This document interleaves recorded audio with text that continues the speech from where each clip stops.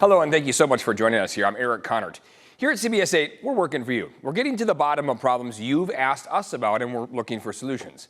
We begin with spring break and the upcoming summer travel season. Online travel scams are on the rise, especially for those seeking deals or making last-minute reservation changes. The Better Business Bureau is reporting a surge in fraudulent activity. CBS 8's Steve Price is working for you with important information to protect yourself.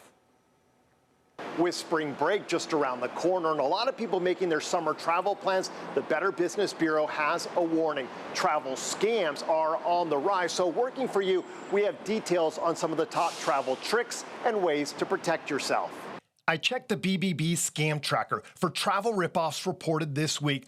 $444 taken from a person in Southern California, $1,458 from someone in Orlando, and almost $8,000 in New Jersey. Make sure you know where you're going before you go there. Joe Ducey is with the BBB's investigative outreach team. He says they're seeing a spike in websites that trick people into thinking they're on a legitimate page. In one of the cases, it involved the cruise line Royal Caribbean, and it was a website that was off by a B.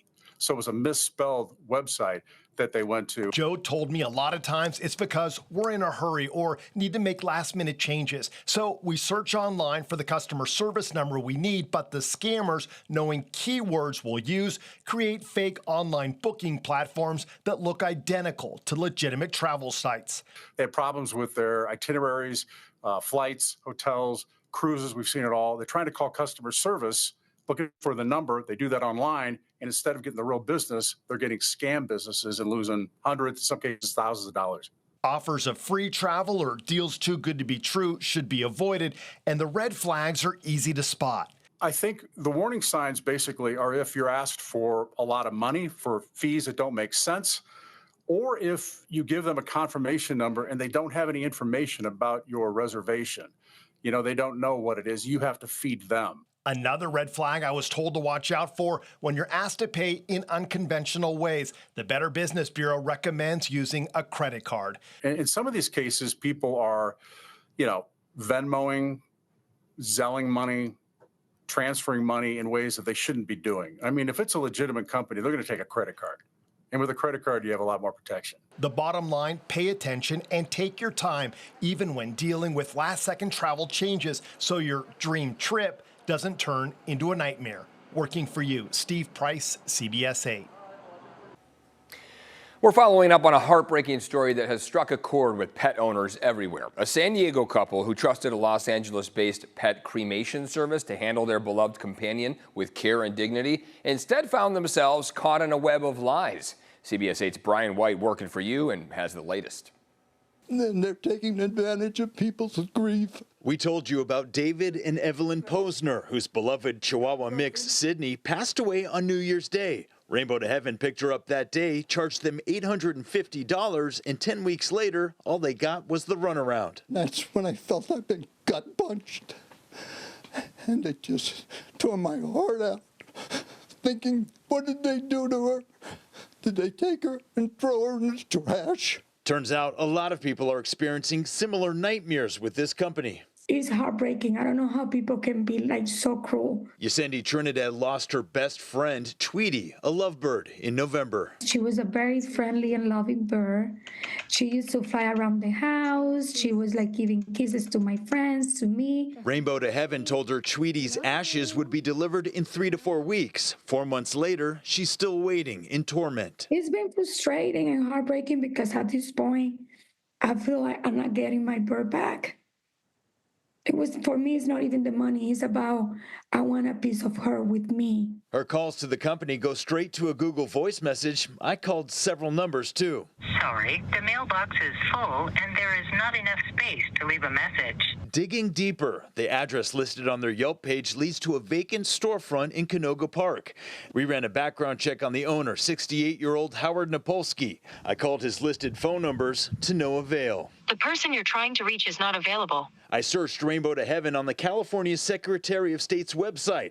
The company is actually suspended as of October for failure to pay taxes. I don't really get sad about things when people do this. I get more angry. I tracked down Robert McGee, who lives in Menifee. Rainbow to Heaven picked up his cat Bingles December 9th, and more than 3 months later, still no ashes, and he's gotten one excuse after another. There comes a point where it's like, now you're just playing around, and you are playing not only with, you stole my money, but you stole my cat. We checked in with the San Diego Humane Society. They tell us the pet cremation industry in California is largely unregulated, with no oversight or licensing requirements and no laws in place to ensure accountability. I tried to call back throughout the week, and it would just go to a Google voicemail.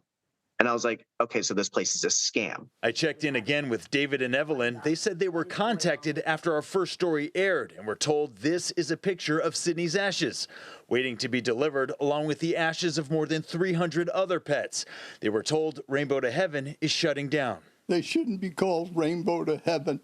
They should be called Rainbow to Hell, because that's what they put our family through.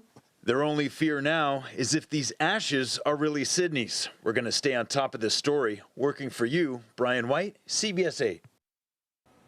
If you've been to the Gaslamp Quarter recently, you have noticed something is missing. Those bollards on 5th Avenue that let people walk around freely are gone. CBS 8's Abby Black is working for you and shows us what's going on and if they'll come back.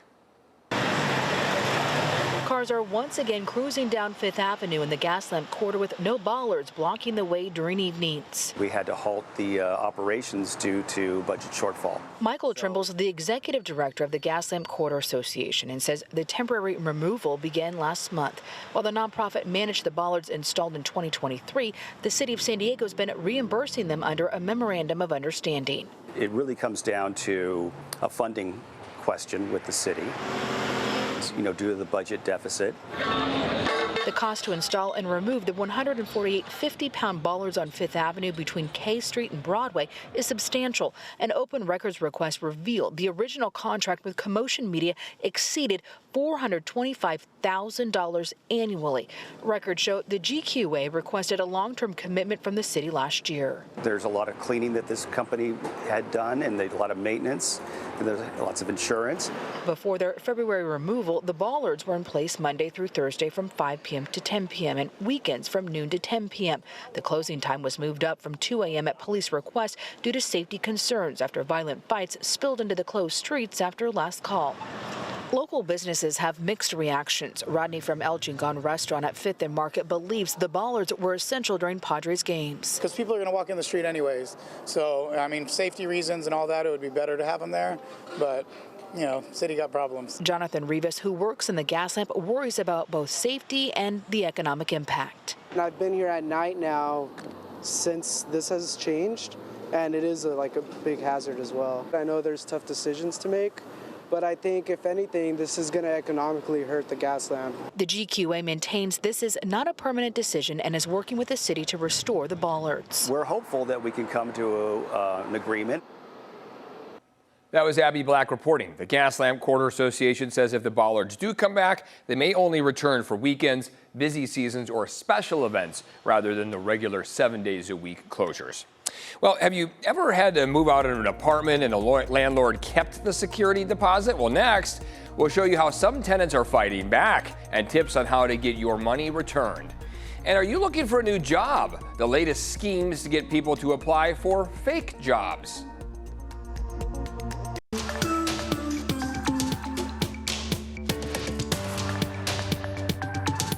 A complaint seeking class action status has been filed on behalf of people who lived in San Diego apartment complexes owned by Avalon Bay Communities. They say the company illegally kept security deposits. CBS 8's Shannon Handy is working for you on this story. She has details on the suit and what renters can do to protect themselves. Avalon Bay Communities owns more than 80,000 apartment units throughout the country, including here in San Diego, where they have 5 apartment complexes. The lawsuit alleges they have pocketed a lot of money from tenants. We have solid evidence that the company is engaged in a systematic misappropriation of security deposits. Jimmy Parker is the attorney representing 3 plaintiffs who say Avalon Bay Communities ripped them off. It's extremely frustrating when you leave a unit very clean without damage to be hit with another $1,500 charge, especially when the company is not following the law. Last week, he filed a proposed class action suit in San Diego Superior Court against Avalon Bay Communities, a Maryland-based company that owns apartment buildings in La Jolla. at Pacific Beach, Vista, Balboa Park, and Spring Valley. The lawsuit claims the company charges tenants for cleaning services and fails to provide reasons and receipts for repairs, both of which are forbidden in California. One plaintiff says managers at Ava Pacific Beach charged him nearly $1,500 when he moved out without any explanation. The lawsuit has numerous Yelp reviews attached written by others with similar complaints.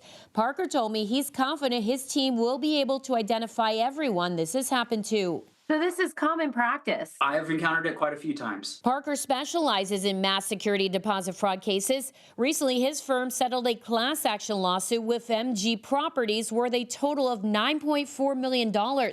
He says large companies take advantage of tenants for a variety of reasons. One, you have a disproportionate power between the landlord and the tenant. Number two, they already have the money, and people don't necessarily have the time and resources to go to court over a $200, $300, $400, $500 charge. To avoid becoming a victim, I asked Parker to share some tips. For starters, he says write down the condition of a unit when you move in and have repair requests documented via email. Therefore, you have evidence of what was said and what was done. Next, take video and photos of the entire unit when you move out and ask for receipts for any charges you incur. We need those vendor invoices to prove it. And the law requires that to be done within 21 days. Because let's face it, renters need their security deposit. We reached out to Avalon, but they did not respond. To know more about your rights as a tenant, go to CBS8.com. Working for you, Shanna Handy, CBS 8.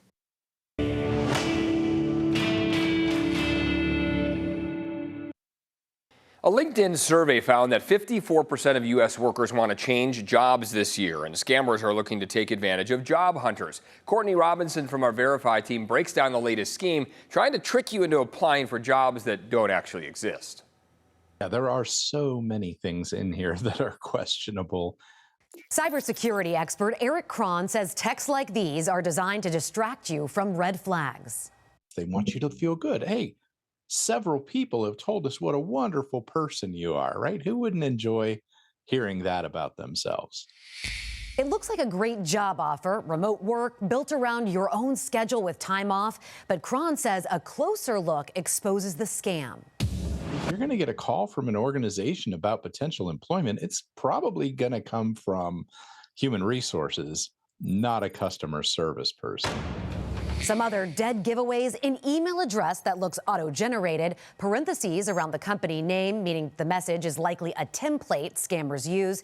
And the Federal Trade Commission says if you didn't apply for the job, it is most likely a scam. Cron says these phony texts are more powerful than ever right now because of how the U.S. workforce and economy are changing. The timing couldn't be better. The more stressed we are, the more emotions we're feeling, the more likely we are to take a step with one of these that we wouldn't normally trust or engage with at all. Remember, job applications often ask for personal information you do not want in the wrong hands. So if you get a text like this, do not respond. Home Depot tells us they only hire through an online career portal, which is also the case for most other major employers. With your Verify, I'm Courtney Robinson. The deadline to file your taxes is quickly approaching. Coming up next, the top 12 scams going around right now and how to protect your money.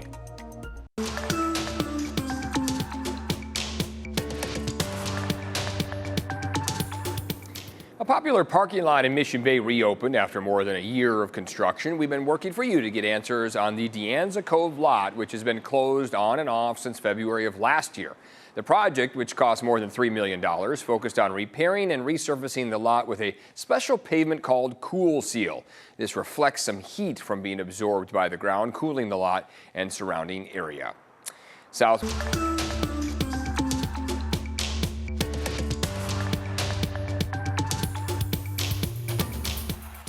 Airlines is rerouting its business strategy when it comes to checked bags. The company announced it's ditching its bags fly free perk and will soon start charging for some checked bags. The move starts May 28th, right before the summer travel season. Only Southwest's most elite A-list preferred flyers and those booking business select fares will get 2 free checked bags.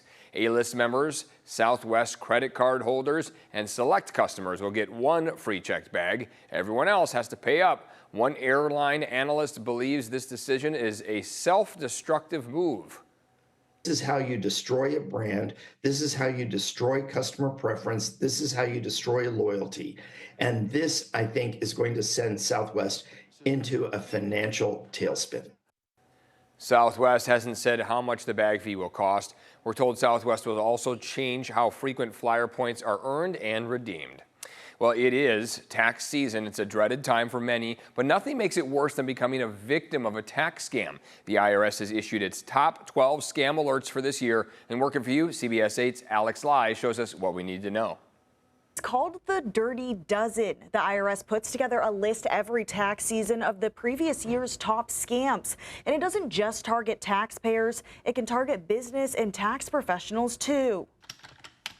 Falling for these scams could cost you thousands or lead to identity theft. So how do you recognize a scam? Working for you, I spoke with IRS spokesperson Rafael Tolino to break down the Dirty Dozen. Just because somebody is asking you for your information doesn't mean you need to provide it. Number 1, phishing and smishing scams. Scammers impersonate the IRS via email or text, asking for personal information or sending links with malware. The IRS doesn't act uninitiated like that. If we're going to correspond with the taxpayer, it's going to be, a letter in the mail. Number 2, inaccurate tax advice is circulating social media, which can lead to tax issues and identity theft. 3, scammers offer fake help creating IRS accounts to steal data and file fraudulent returns. The IRS says no help is needed to sign up. Number 4, be wary of fake organizations asking for money and personal information.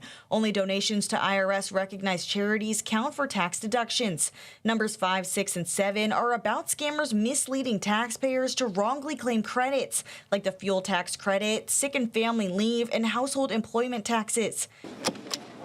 8, a self-employment tax credit is spreading on social media, but it actually doesn't exist and is a false claim. 9 is another social media scam, urging people to file false claims with inflated incomes. 10, scammers will falsely promote the IRS offer and compromise program to unqualified taxpayers, which can cost them thousands.